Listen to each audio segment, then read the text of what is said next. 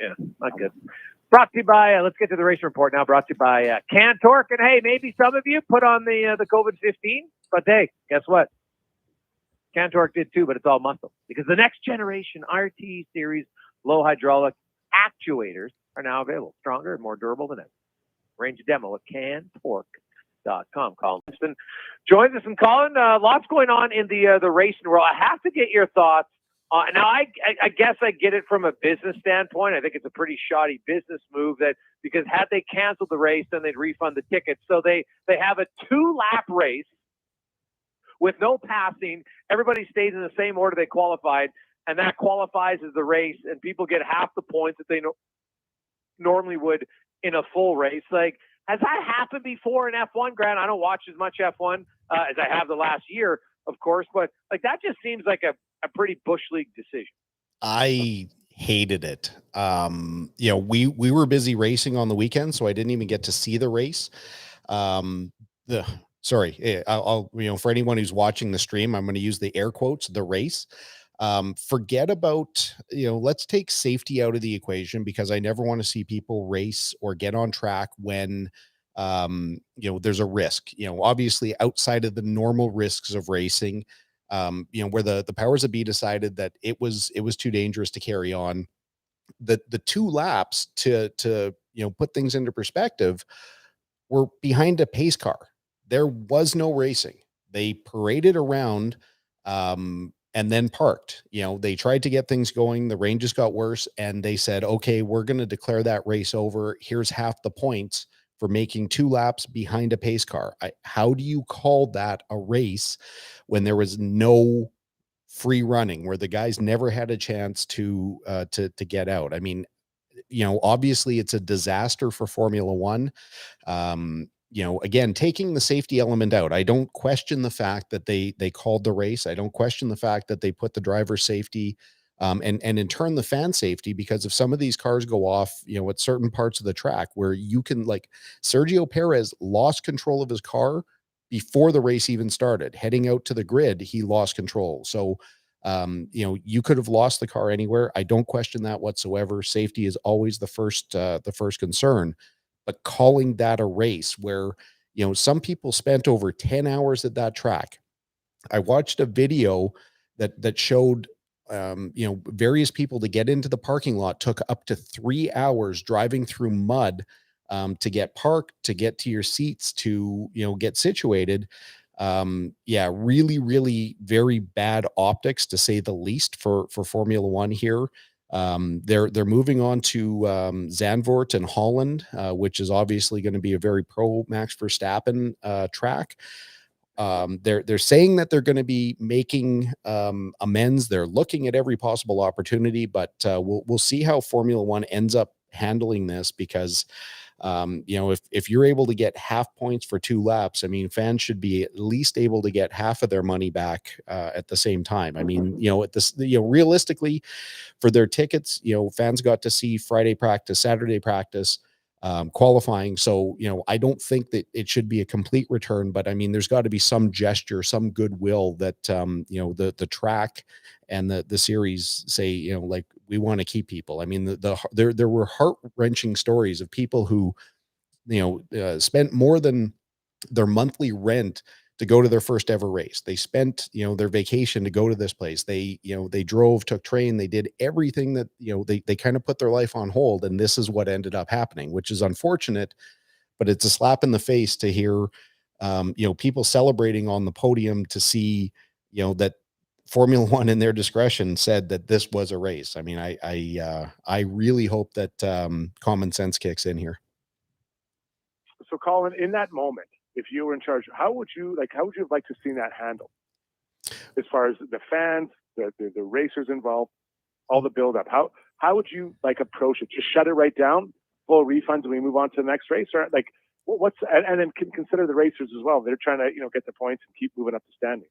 Yeah, I mean, I have an opinion for sure that, first of all, not being there makes it really tough to second guess. But from all the reports that came out, there was no communication. There was nothing that came from the track or the series to say, other than, the race is over, go home.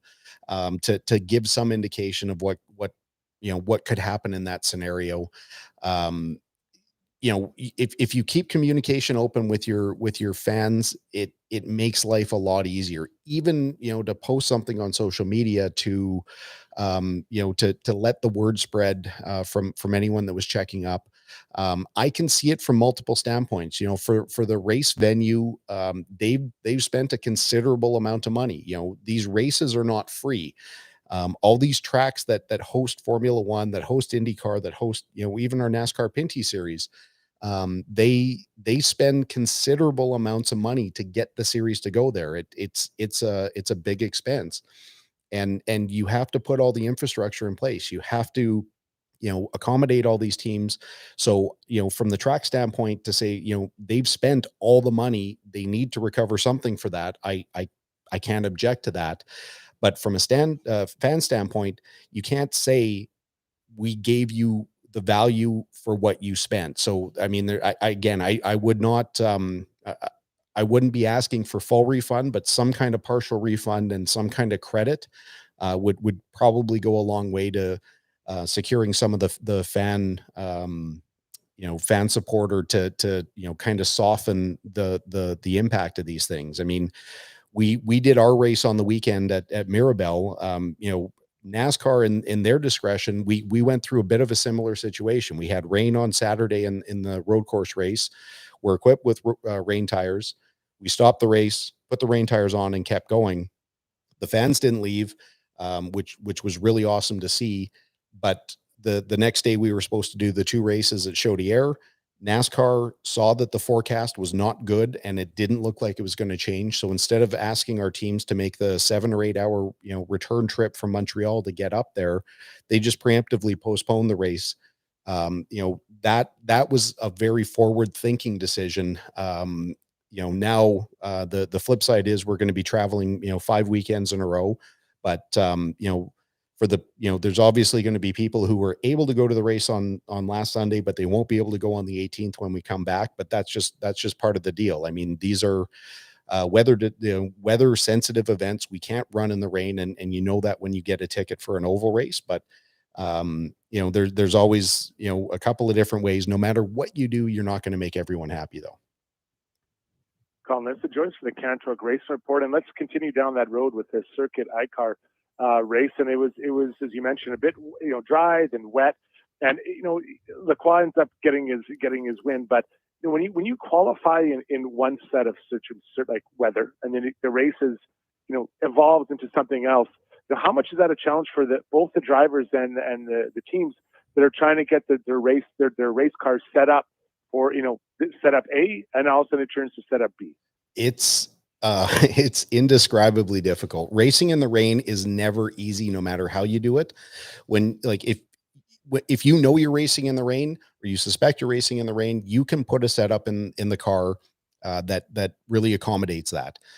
We, as an example, we were running in second place in the dry with no problem keeping up with Lacroix in the first half of the race. It was him, then us. I think Kevin was pushing pretty hard where we were able to save, because I'm spotting for Alex. I'm also watching, the other cars and how they perform. Kevin was locking up the brakes in turn one. We could see he was kind of losing, he would lose control from time to time.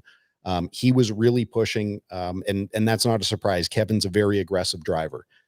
When we stopped to put the rain tires on, we could not even come close. We were actually really, really close to going a lap down once we went to the rain setup. And we think we know what Kevin did. I'm not going to mention what we think, because it looks like on Sunday and at Canadian Tire Motorsports Park, we have a chance of rain. So we're going to probably try and copy what they did. They had their car set up so that they could run in the wet or the dry. They gave themselves that option, and we're going to look at doing the same thing as well.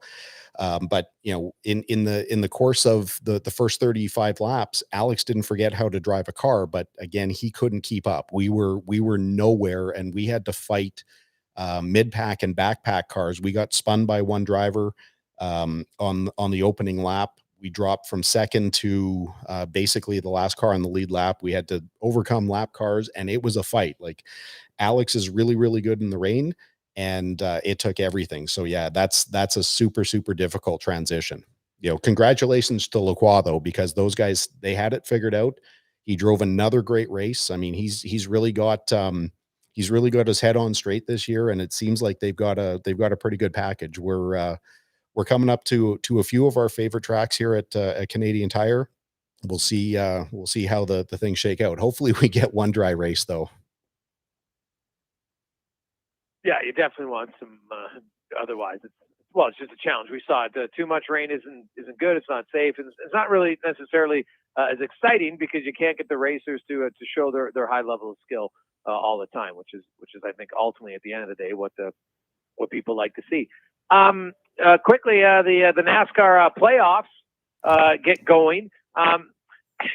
We've discussed this every time. I don't know if there's a way necessarily to make it better, right? Just unless you were going to reduce it to only have those cars in it. And I understand why you don't, because of finances and sponsorships from everyone else. But do you think there would be something like you see golf's playoffs, Collins, where you get into that final weekend and you had? Do you think you would ever start a NASCAR race, like, I don't know, giving grid spots, automatically start spots to certain guys? Would that entice it a little bit more, do you think?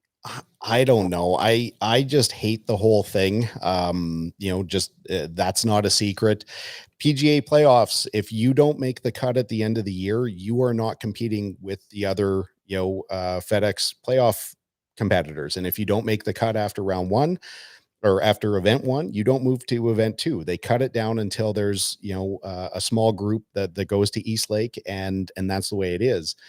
The qualification for making the NASCAR playoffs doesn't make sense to me. You win and you're guaranteed a position, and then the people who don't win fill out the remaining 16 spots.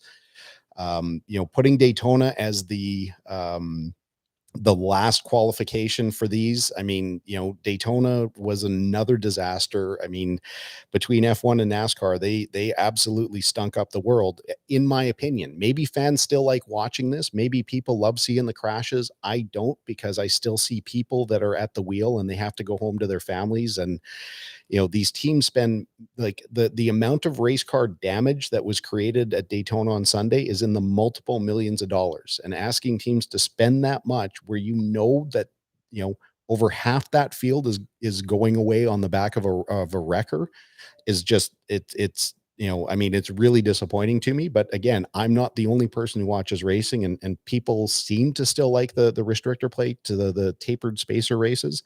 I don't know. Maybe I'm in the minority, and this is what people want to see. And lastly, the weather. Yeah, I know it's been Pinty's challenging, but the Carter series ends on, I guess, a sad note because you guys weren't able to get the final race due to rain last night. Yeah, I mean, overall we had a pretty good season this year. For some reason, it was way more, crash fest. We lost a lot of carts. People had a lot of damage.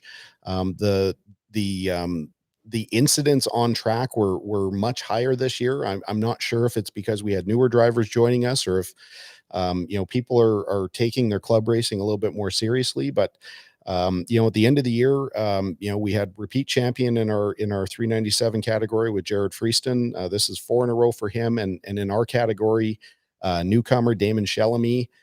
Damon has really, busted his backside, getting into, a lot better shape. I had a chance up until I missed a few races, and that's not an excuse. Damon just flat beat me this year. But yeah, first time champion there out of the Shellamy household. So, we're Damon and I hopefully have a few more years of fighting between us. Already, I just got out of the gym about an hour before we got here, and I'm already starting to work on 2022. So, if I'm gonna keep up with this young kid, I've got to make a lot of gravy over the winter. Well, good on it. Good luck. Get some mashed potatoes mixed in, and you'll have no problem. Paul, always good to catch up with you, man. Appreciate your time. All right, boys. Thanks a lot. Go